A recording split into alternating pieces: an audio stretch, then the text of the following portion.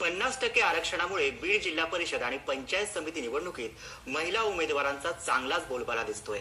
महिला उमेदवार रिंगणात असल्या तरी प्रत्यक्षात प्रचाराची धुरा मात्र पती, मुलगा किंवा भावाच्या खांद्यावर असते। पण या निवडणुकीच्या या धामधुमीत अशा 2 मुली आहेत ज्यांचं वय अवघं 21 आणि 23 वर्ष आहे। सर्वात तरुण अशी ओळख असलेल्या उमेदवार पहिल्यांदाच निवडणुकीत आपलं नशीब आजमावतायत। ही आहे पूजा मोरे, वय 21 वर्ष आणि मोनिका खरात, वय 23 वर्ष। या दोन्ही तरुणी बीड जिल्ह्याच्या राजकारणात आपलं नशीब आजमावतायत। गेवराई तालुक्यातील पूजा ही अंतरवली गणातून पंचायत समिती निवडणुकीत शिवसेनेकडून निवडणुकीच्या रिंगणात आहे, तर मोनिका धुंडराई पंचायत समिती गणातून राष्ट्रवादीकडून निवडणूक लढवतीये। बीडच्या राजकारणात वर्षानुवर्ष घराणेशाहीचा वर्चस्व राहिलाय, त्यामुळे या दोन्ही मुलींच्या कामगिरीकडेच सगळ्या मतदारांचं लक्ष लागलंय। 1972 पासून मी ह्या भागातल्या दुष्काळापासून आजपर्यंत परिस्थिती बघितली। इथल्या माणसाचं जे भांडण आहे हे समस्यांशी आहे। पुढारी येतात जातात 10-10, 15-15 वर्ष इथली जिल्हा परिषद पंचायत समिती भोगलेले आहेत, पण त्यांची बिलकुल तळमळ नाही आणि मी ह्या तळमळीने माझ्या मुलीचं या ठिकाणी बलिदान द्यायचं ठरवलेलं आहे आणि माझ्या मुलीवर पूर्ण विश्वास आहे। ती स्वतः सिव्हिल इंजिनियर आहे, मी सिव्हिल इंजिनियर आहे।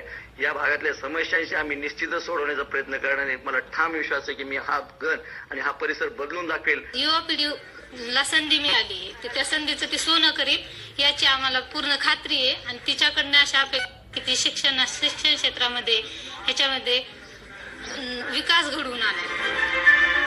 पूजा मोरे ही मूळच्या गेवराई तालुक्यातल्या मिरगावची। तिचं कुटुंब सध्या औरंगाबादेत राहत आहे। औरंगाबादच्या PES कॉलेजमध्ये ती सिव्हिल इंजिनिअरिंगच्या शेवटच्या वर्षात शिकतीये। लहानपणापासून सामाजिक चळवळीत वाढलेली असल्यामुळे तिनं यावेळी थेट निवडणूक लढवण्याचा निर्णय घेतला। गेवराई तालुक्यातल्या निवडणुकीत आतापर्यंत प्रस्थापितांचीच मक्तेदारी राहिली आहे, त्यामुळे विकासाचे प्रश्न बाजूला राहतात। त्यामुळे पूजा मोरेनं निवडणुकीचा मार्ग स्वीकारलाय। परिसर जो आहे तो हा गोदाकाठचा परिसर आहे, परंतु गोदाकाठचा परिसर असताना सुद्धा इथे पाणी मुबलक असताना सुद्धा इथे जे बाजार शेतात पिकतं ते बाजारापर्यंत जात नाही, कारण की इथलचे रस्ते आणि इथे नसलेली वीज ह्या 2 मेन मुद्द्यावर मला इथे काम करायचं आहे। तसंच पहिल्यांदाच ह्या भागामध्ये महिला उमेदवार दिलाय, म्हणून महिलांच्या भरपूर अपेक्षा आहेत माझ्याकडून। मोनिका खरात ही सध्या BScच्या शेवटच्या वर्षात गढी इथल्या महाविद्यालयात शिक्षण घेतीये। मोनिका सुद्धा आपल्या शालेय जीवनापासून विविध शालेय स्पर्धांमधून भाग घेत आली आहे। तिचे वडील भारत खरात एकदा जिल्हा परिषदेवर निवडूनही गेले होते। आपल्या वडिलांचा राजकीय वारसा जपण्यासाठी राजकारणात उतरल्याचं मोनिका सांगते।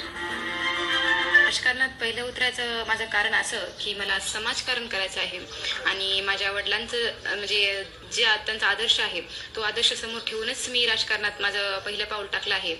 शिक्षण म्हटलं तर शिक्षण तर आहेच, पण समाजकारण आणि ज्या स्त्रियांच्या समस्या आहेत त्या सोडवण्यासाठी मी राजकारण हा माझा एक समोरचा टर्निंग पॉईंट निवडला आहे। मला राजकारण शून्य आहे, पण माझ्या वडिलांनी जे या गावासाठी जो विकास केलाय तो विकास आहे आणि मीही पुढे काय करणार, त्यांनी काय केलं आणि ते काय करू शकतात हे मी नाही सांगू शकणार, पण मी काय करणार आहे हेच मी गावकऱ्यांना सांगणार आहे आणि माझ्या गावाचा मी विकास करणार आहे। बीड जिल्ह्यात गावानुसार राजकीय पुढाऱ्यांची घराणे ओळखली जातात। परळी म्हटलं की मुंडे घराणं, बीड शहर म्हटलं की क्षीरसागर घराणं, गेवराई म्हटलं की पंडित घराणं। या घराणेशाहीच्या भाऊगर्दीत आता या 2 तरुणी आपलं नशीब आजमावतायत। यंदाच्या निवडणुकीत महिला उमेदवारांची संख्या लक्षणीय आहे, पण केवळ राजकीय आरक्षणाच्या सोयीपुरता महिलांना निवडणुकीत उतरवलं जातं। या 2 मुली मात्र त्याला अपवाद ठरल्या आहेत। थेट जनतेत सहभागी होऊन त्या आपला प्रचार करतायत। राजकारणातील घराणेशाही ही तशी गल्लीपासून दिल्लीपर्यंतचा विषय, त्यामुळेच आज कोणताही लहान मोठा राजकीय पक्ष याला अपवाद ठरलेला नाही। पण या वाढत्या घराणेशाहीमुळे आज अनेक चांगली कामं करत असलेले कार्यकर्ते हे शेवटपर्यंत कार्यकर्तेच राहत आहेत। महाराष्ट्राच्या राजकारणात RR पाटील, गोपीनाथ मुंडे यांच्यासारखे राजकारणातील दिग्गज होऊन गेले, ज्यांना वडिलोपार्जित राजकीय वारसा नव्हता। म्हणूनच मोनिका आणि पूजा या दोघींची राजकारणातली पूर्वतयारी पाहून या दोघी जणी घराणेशाहीच्या राजकारणाला फाटा देतील अशी आशा करायला हरकत नाही। विकास माने, साम टीव्ही, बीड.